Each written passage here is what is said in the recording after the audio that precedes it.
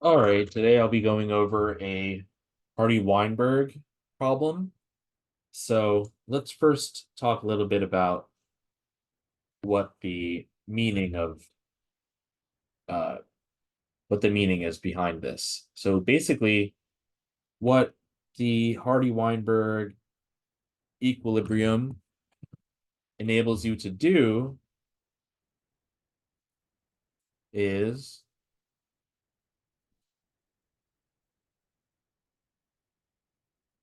predict the frequency of two alternate alleles within a population. So there's like about 4 or 5 assumptions that must be true, but I'm not going to go over that right now. So let's talk about, let's say we have a capital A, meaning it's a dominant allele. This, oh, and then lowercase a for this to be a recessive allele. Now, the frequency of the dominant allele is represented by p, lowercase p, whereas the frequency of the recessive allele is going to be q. And both, or rather the total frequency of both alleles is 100%. So that's where you get the p plus q is equal to 1. Now, that tells us the relative frequencies of the different alleles in the population. What it doesn't tell us are the possible genotypes. So there's going to be 3 possible genotypes.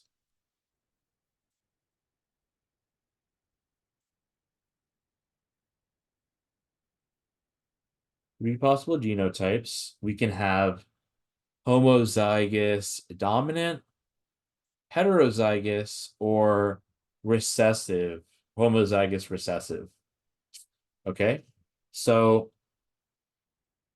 since this consists of 2 alleles rather than 1 each, like in the previous example, we must square this. So let's do that. So p plus q squared, equals 1 squared. And this is just I mean, you don't need to particularly know this for the MCAT as long as you remember the formulas, but I'm going to show you how we are able to derive that formula for the genotypes. So I'm going to do FOIL here. You remember FOIL, first, outer, inner, last. But I have a shortcut for that too. So what I do is I take the P, I square it, then I add it to the 2, I think the square, I just treat it as a regular number 2. So 2 times P and Q, so 2PQ, plus Q squared. That's equal to 1 squared, which is just 1. So that's how you get the, I'm going to just rewrite this in green for consistency. So that's how you get, okay, your p squared plus 2pq plus q squared is equal to 1. All right, so now let's take a closer look at this question stem here. Let me see if I can make it a little larger. Okay. So this says that in a population of Amish people, the frequency of the recessive autosomal allele for polydactyly is 1.2%. What percent of the population are heterozygotes for the polydactyly allele? So, okay, like I always say, start off with the values that are given to us. So they're giving us 1.2%. Now, is this going to be a p plus q equals 1 like deal? Or is it going to be a p squared plus 2pq plus q squared type of thing? Well, they're just telling us that the frequency of these alleles, or rather one allele, in the population. So we're not talking about genotypes yet, so that's not what we're going to use. We're just going to use p plus q is equal to 1. So let's try that. So if it's 1.2%, that translates to 0.012, which is going to be our q. Typically speaking, q is a recessive allele, right? So that'll be our q value.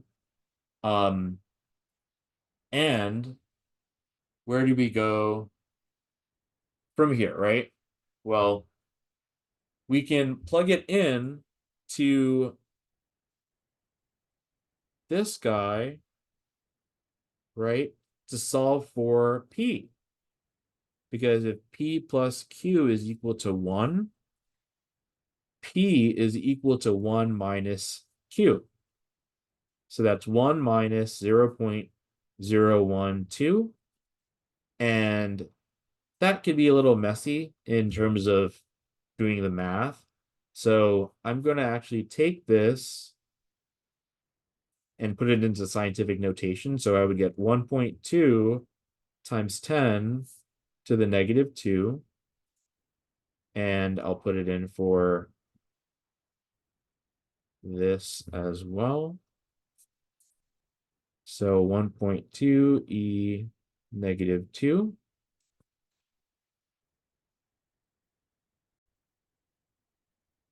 So whichever way you want, you can use it. I actually think I'm going to go back to what I had here, because I could just do 0.1111 minus 0.012, and that's really just going to be 0.988.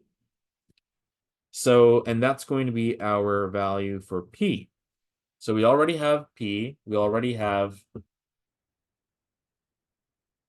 Oh, I forgot. My webcam is here. So let me start looking this way. Okay, so that tells us our p-value. And the question's asking what percent of the population are heterozygotes. So now we're going to be using the genotype formula. All right, and we actually don't even need to do the entire thing. We just need to do this because 2pq is the heterozygous one. So we could just plug it in. So 2 times p, which is 0.988, times q, which is 0.012.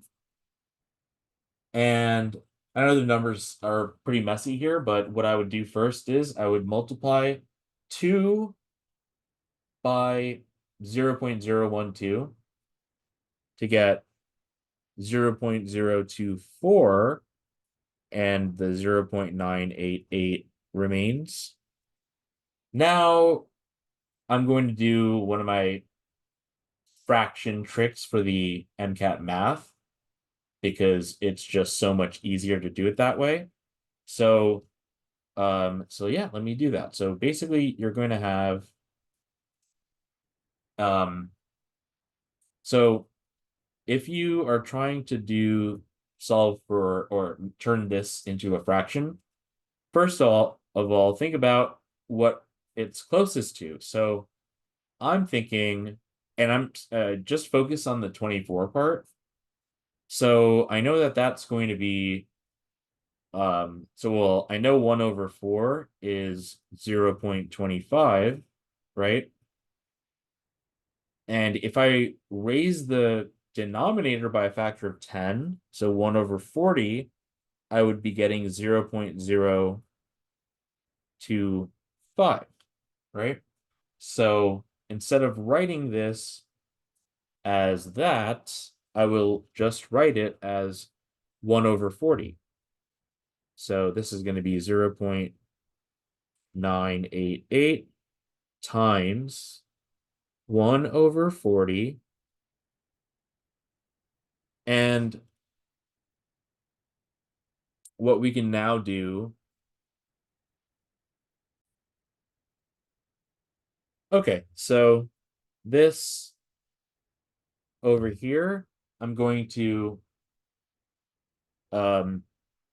just turn it into 0.99, which I'll use scientific notation to make 99 times 10 to the negative 2. And then what you have happen is the math becomes a lot easier. So we have 99 times 10 to the negative 2 power over 40, right? And 40 goes into 99 2 times, with a remainder of 19, or roughly 20, which would be like then 20 over 40, which is 1/2. So this is around 2.5 that we get. So if we go back to the question here, that leaves us with 2.37 as our answer. So over here, oops, I realized I forgot to put in the times 10 to the negative 2 power. So this should be 2.5 times 10 to the negative 2 power, which is 0.025.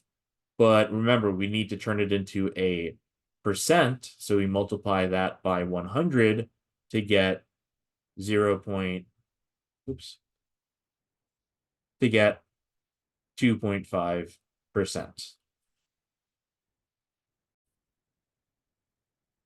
All right, now let me show you one other way of solving for this. And this method will just involve process of elimination.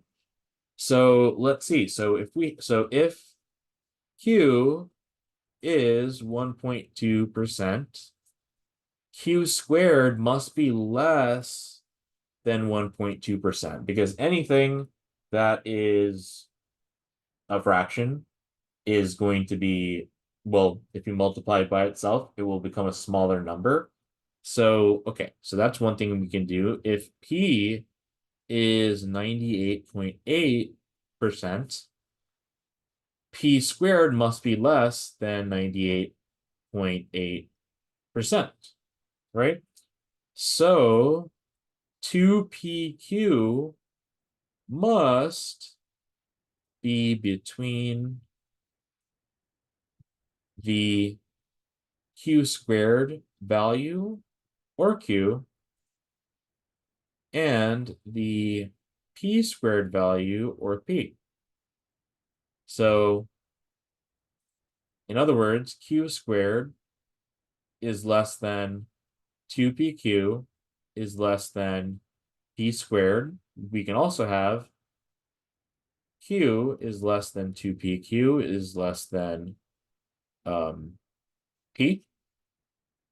So if we look at, if we look at these choices here, we have A, which is substantially less than the Q value, right?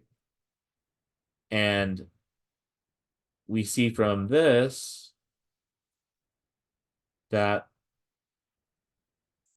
the 2PQ, which is what we're, trying to find out, must be greater than Q.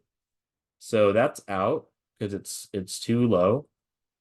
And then 1.19, that is going to be roughly equal to Q, because we know that Q is going to be our 1.2%, right? So this is roughly equal to Q, but we want to find 2PQ, right? Then let's move on to D. So D is 97.6%, but we know P is 98.8%. So P is larger than D. So this is less than P, just as this is less than Q.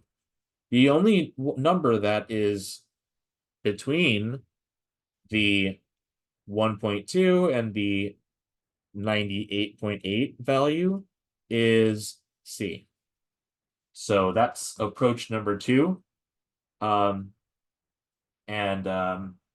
It's up to you to decide which one you feel the most comfortable with. I would say for a time crunch, focus on method 2. For a not time crunch, if you are just taking your time and actually learning everything and putting practice into the math, then use method 1. So hopefully this was helpful, and stay tuned because I'll have more videos as we move forward. So, yep. All right.